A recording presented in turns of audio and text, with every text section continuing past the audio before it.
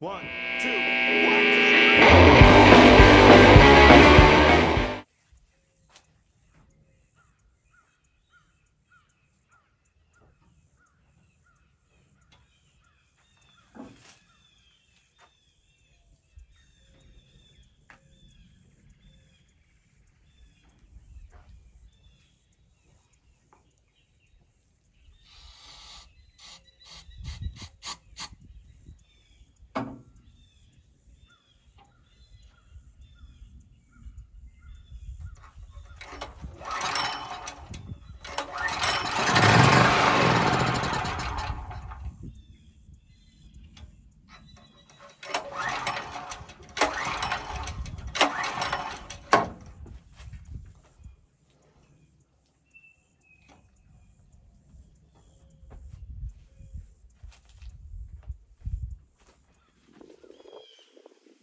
Okay, I took some starting fluid. That's what I was spraying in there, some starting fluid. So I got some starting fluid in there, and it will crank for just a second and go die back off. I'm almost 99% sure, of course, it's the carburetor. That's what I've been griping about.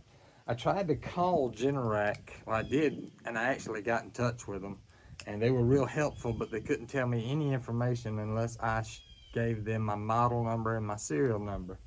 And I didn't have that stuff, so I had to wait till I was able to get back down here to get that. But it's a Saturday, so I can't get anybody today. So what I'm gonna do is I'm gonna try to take apart this carburetor here. And I normally don't like doing that because it's got gaskets on it. And if I pull it off and those gaskets tear in any way, I'm screwed. And plus you don't want to put old gaskets back on if you've taken some old gasket apart. So I'm gonna look at it and just see. If it's gonna be too much of a booger bear to clean up, or if I tear a gasket, I don't think I'll go any further, but we'll just see. Let me get into it some and we'll see exactly what it takes. Now, everything on here is metric.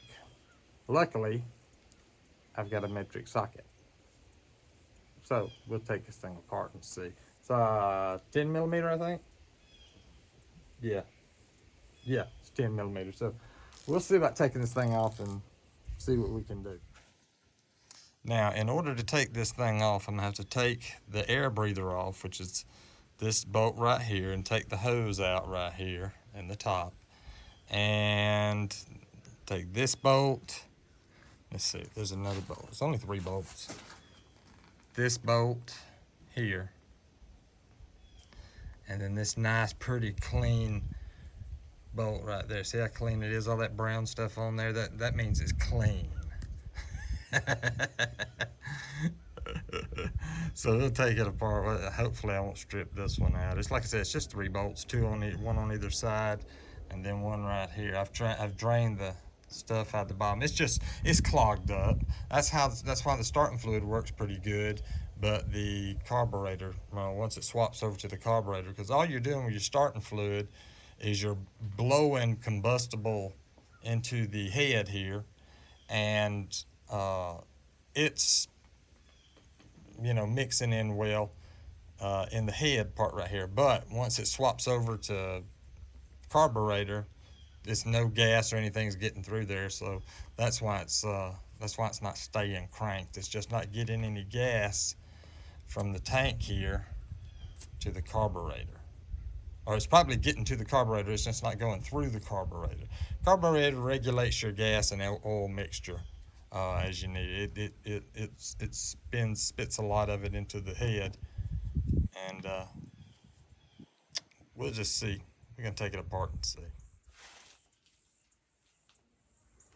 Okay, well, I got it in 2 parts. What it is this part. This is the bowl. I took it off, of course. This part is the bowl that the gas comes through in here, and this is the jet. The little jet's down there. This thing's got gas in it. Getting all over me too. Right in here's the jet. That's where the gas goes through, and it don't take much. But if you look inside there, that's pretty grody. And if that's grody, I guarantee you that little jet inside's grody too. My wife just said that lunch is ready, so I gotta take a time out. Well, I got the little jet cleaned out, so you'll be able to see the little hole. See that little bitty hole right there? That's where the gas comes up through the carburetor in. So that thing was just clogged up badly.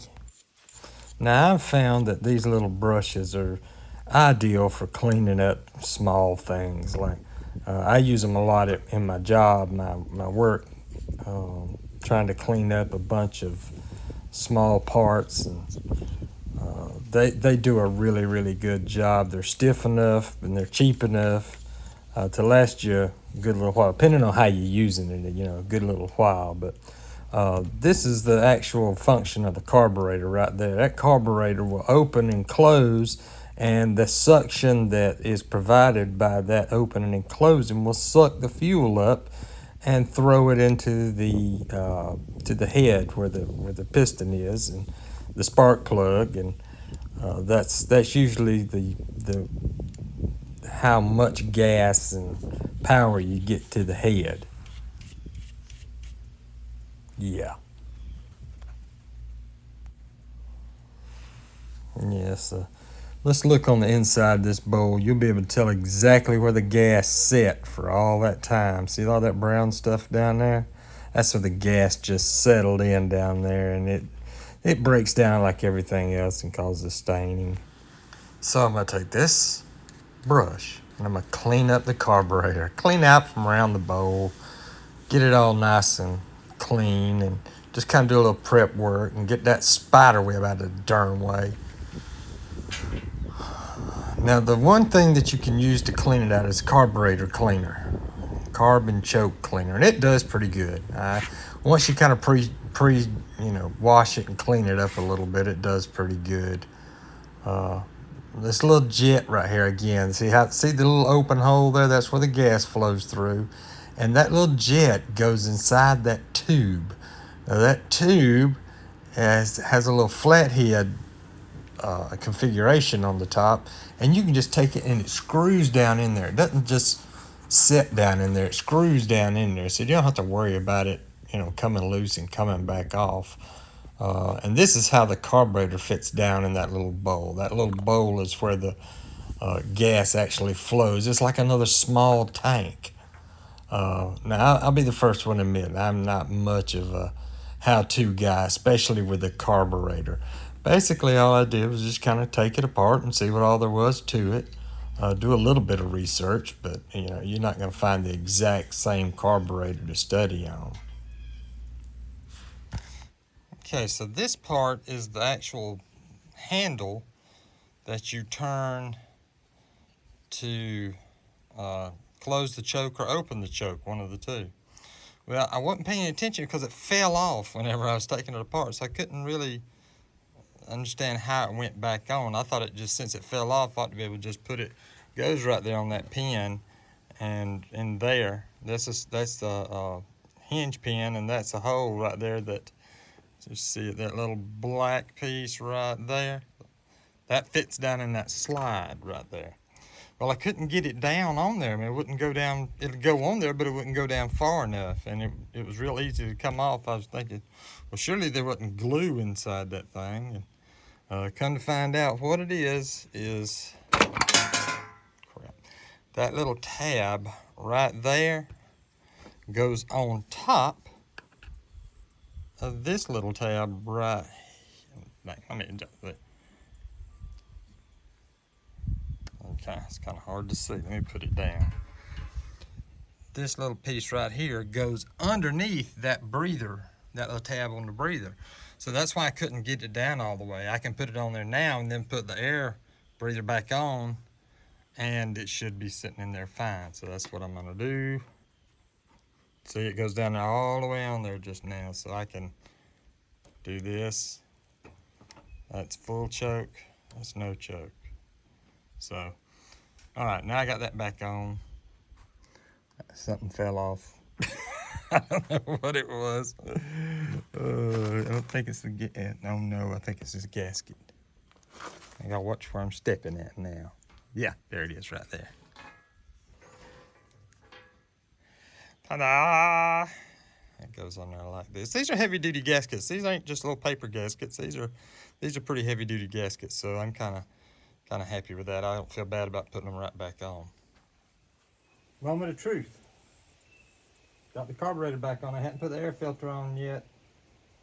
But I got the carburetor back on, so see how she does. Let me get this stuff off. If I don't, this stuff will fall down. I'll never find it again.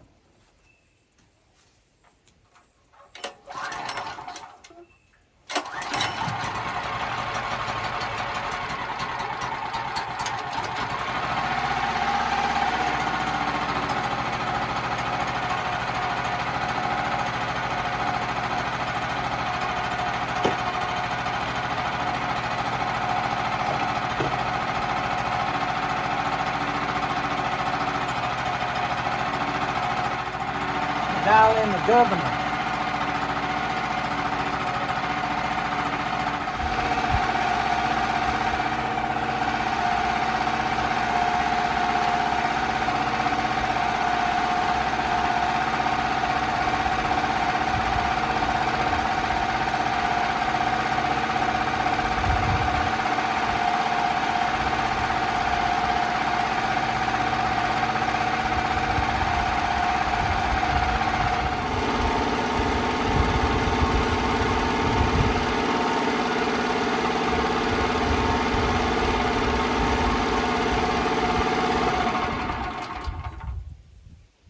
Alright, I really hadn't griped. Straighten you up. I really haven't griped a whole lot about this whole thing. It's been super. I cleaned the carburetor out, everything works fine. Getting to the oil, draining the oil, that went fine. Refilling the oil, that went fine. A bad straightening problem there. Changed the spark plug, that was nothing to it. Like I said, I cleaned the carburetor, that ain't nothing to it. The only one time I have not griped at all about anything, except right now, I'm fixing to gripe about something. So hold on. You got a little screw in there that if you tighten it in, if you tighten this little screw in, it allows the throttle, it opens the throttle back up, increases your voltage. See, right now I've got about 88 volts on my outlet. But if you screw that screw in, it opens that idler, the governor throttle up some, and it allows the voltage. You know, the faster the motor's running, the higher the voltage will be. So you know that's when you got to dial in the governor. So I'm sitting there and I'm dialing it in, ain't putting no pressure on this little screw or nothing, and it breaks in half. You want to know why it broke in half? I'll tell you why it broke in half. It's coming up right here. I'm gonna tell you right now because it's a plastic screw. Who in their right mind puts a plastic screw on something like that? I don't know. I guess it's just sitting there so long it just finally just broke. Didn't put anything on it. It don't take nothing for a plastic screw. I thought the screw head was plastic and the screw itself was metal, but no. The whole stinking thing is screwed. Now I've got it running, but now I got to try to get that piece of screw that's broke off in there. I got to try to get it out and find another one to go in its place. This next one's gonna be a metal one, promise you. It just sucks.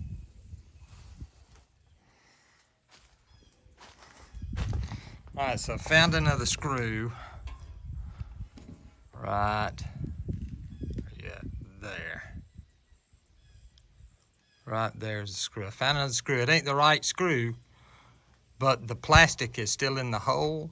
So I just punched a hole through it and put this screw in it, so it's biting into the plastic, not into the aluminum metal thread, the aluminum threads here. So it's still got the plastic inside there, so maybe it'll kind of act like a lock nut, I'm hoping. There's a better picture of it right there. Right there. So if I can screw that in, that's the governor right there. If I can screw that in a little bit more, it'll give me more juice. Because I put my screwdriver back here a minute ago and just held the gas in for a little while, and my voltage jumped up to 120, which is exactly what I want. But if it's ungoverned, it's like 88, 89. So let's see how well this works.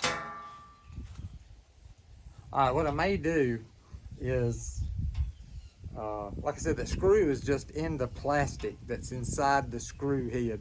What's left of the plastic screw that's screwed up, it's still in the hole. So what I did is I went and got me another little small screw that'll fit in there, and I just kind of punched a hole into the plastic. And I took that little small screw, because I know it ain't metric, and everything on this sucker's metric. And just kind of took that screw and screwed it in through the plastic, and it governs fine. I got 120 volts out of it right now, and the governor is set. Now, like I said, I may go get me some more small screws, some more metric screws, just in case that gets loose and slides back out. I'll have some metric screws on hand that I can put in there. But that governor, you know, that's your idle speed. That's mail. Mail's late. Anyway, and you know, the faster your motor turns, the more voltage you get. So that's why when I went to try to adjust the governor, that little old plastic screw just popped, just broke in half. Ain't nothing to it. But shoot, that sucker was good. Can't complain a lick. I might still get me a spare carburetor just in case. That one runs fine. As long as I keep it clean and take care of it, it ought to be fine. But I may order another one just in case, because that's what's wrong with this one.